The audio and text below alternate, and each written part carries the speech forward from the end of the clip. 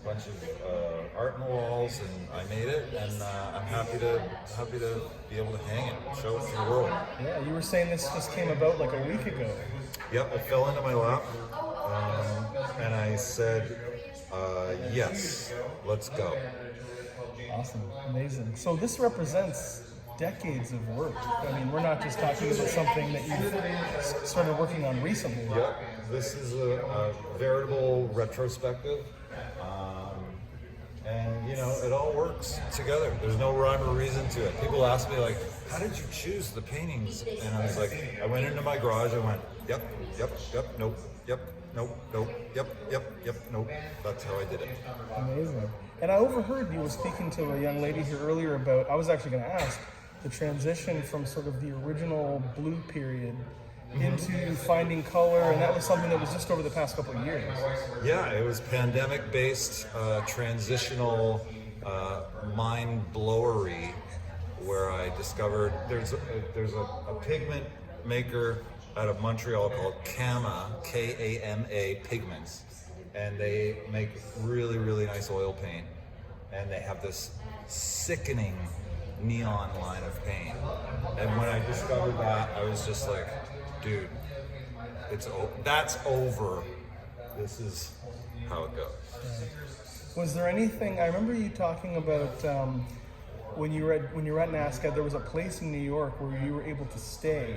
Yep. That was affiliated with the school. Yes, it was called the NASCAD Loft, and it was just, it was right around Canal and Broadway, and you know, it was like a rat hole with a bunch of bunk beds in it. And I went down there, I stayed there twice. The guy that ran the place was a fucking dickhead. And I'm sure we were a bunch of fucking dickheads too, stupid little snotty students. But I would just go there, I had a little radio, and I would tape the cool DJ Red Alert show on Saturday night, 98.7 KISS FM. And I had all of these fucking awesome mixtapes, and they got stolen out of Dave Schellenberg, the bass player for the Jellyfish Babies, who's sadly not with us anymore, neither the band nor Dave. They got stolen out of his really cool old vintage Chevy van. Was there anything other than the awesome music? Was there anything in those trips that really inspired you? Art-wise, did you see any shows while you were there? Or was there anything that was sort of influencing young Andrew the student? Yeah, well, big time was seeing some Gerhard Richter paintings up close and personal at the Guggenheim. That was like, what's going on here? I want to paint like that. And I went to, I think it was Mary Boone Gallery, because there was a Jasper Johns show, and as I was walking out of the elevator, I literally bumped into Steve Martin, who was coming out of the show. And it was just like a private, it wasn't an opening or anything, it was just like a show, like Wednesday afternoon at like 2 or something. That's cool. Steve Martin, big art collector, like capital A art collector. I didn't know that. That's cool. Huge. Wow. He's a huge collector. Wow. Well, I'm a big fan of his movies. When so on that trip, you were obviously being inspired, and so has anything sort of lasted from that time and sort of influenced even things that you're doing today? Were there any rules or do's or don'ts that you kind of recall from that period? There were a lot of them, but they're all personal taste based, right? Like what I say don't do, you might say do. Right. And vice versa. Like, I know in the whole circle of the arts, I know what I like and I know what I don't like. Music, books, painting, movies. But that's just my sensibility. But I'm pretty firm. I don't need anybody to tell me what to like. Right. And you seem to wear the things that you like, I was gonna say on your sleeve, but on the canvas in a way, you know. Like, I totally do. I even wear it on my sleeve sometimes. Or on your pants, maybe. Yeah, exactly. Yeah. That's awesome. Was there? I heard you also mentioning earlier about a preference between, because you paint in your studio, in your garage, a preference between, winter and summer, the different seasons? Give me Maybe the you could winter. speak on that. Yeah, winter. Yeah, summer my garage is a convection oven, and it's hard painting season. But wintertime is great because I can just bundle up, paint with gloves. I heat my house with a wood stove, so it get too cold, just go in, sit by the fire, and warm up. And just do it in shifts. Awesome. I dipped in the other night for the opening. Nice. I Here, saw which you was there. a I didn't talk to you, but I did see you. It was very busy, Yeah, it was fun. which is so cool, and it almost felt like a wedding or some sort of special event where people who might not necessarily cross paths at other events were here to, check out the artwork and celebrate your paintings. Yeah. It was a bit of a team effort. This show isn't just me, the guy who runs this, what was once 64 Steps Contemporary Art Gallery here on Queen Street West.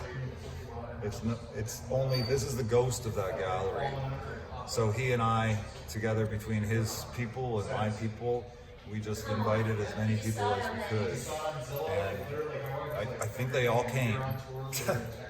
And there was some yummy food and drinks and all that stuff. And it's hard to see art at a packed opening. You don't really get to see shit because it's too crowded. So I like to come down like I am here currently today. Invite people if they want to come, see it up close and personal. It's much better viewing on a non-opening day. Well, I gotta say, opening or not, it's a great vibe in here. It's a beautiful room, and agreed. the paintings just sort of pop off the wall. What could you speak to maybe some of the other inspiration in the room? I see. Is this Tommy here? Well, no, this is Cedar. Her name is Cedar, Okay. and it's very Tommy-esque. Okay. Tommy was our beloved rescue shepherd cross that we had to put down at 15 years old back in March. Never gets easier. And this was made by a good friend of mine. Her name is Lucy Pullen, and she lives in New York City. And she carved this out of Western red cedar in Philadelphia when she was doing her master's degree there. But then she used to teach at UVic in BC, and I was at her studio visiting her years ago, and I saw this dog on the floor, and I fucking loved it so much. And then during the pandemic, I posted a picture of this blue shark that I painted in the year 2000. She carved this in the year 2000, and she immediately got to me and said, "What do you think? Should we do a trade? 2000 painting for a 2000 sculpture?" I was like, yeah. That's great. Yeah, love it. Isn't it cool when stuff comes together like that? Love it. And I see that Cedar's guarding the baseballs and the skis. Guarding the baseballs and the skis, Cedar and Skeeter. Well, these are my old skis when I was a kid. Nice. And it's the color scheme of the buckles on the boots kind of fits in with the painting. And these also just live in my garage studio as a visual. Yeah. So does Cedar. So do the baseballs. Love it. I don't even watch baseball. It's like you're just wringing out the essence of who you are on the canvas. All my secrets are just like out there. Awesome. So this will be up for a while. I think just about everything in here that's not already sold is for sale. Everything's for sale except for the ones that are already sold, yeah. And do you still take commission work? I do. Cool. So Yeah. anybody can contact you, obviously. 100%. You can get me on the Instagram machine there. My name's at Andrew W, 2 W's, Andrew WG Scott, 2 T's. Right. And it's just public.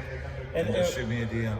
And the Witchfinder General Store. Yeah. Is there any sort of future plan for that at all? It's all up in the air. The Witchfinder General Store still doubles as my studio and my family garage. But not to say that we're never going to do another production. I dropped the ball a little bit on giving the credit for this show to the Witchfinder General Store production, but maybe I could do it now. There you go. And speaking of a familial connection, some who watch this might also know you from your musical efforts. Yep. And the new record that has been put out by Soul on the 14th album. Congratulations Thanks on very that. much. Fantastic album based on the bestseller. Thank you. Just to kind of tie in the familial thing on Baxter at the end, maybe you can settle an argument between myself and my co-host Ken. Yeah. What is being said at the end of the song? It's a recording, it sounds like. It sounds like your daughter is it?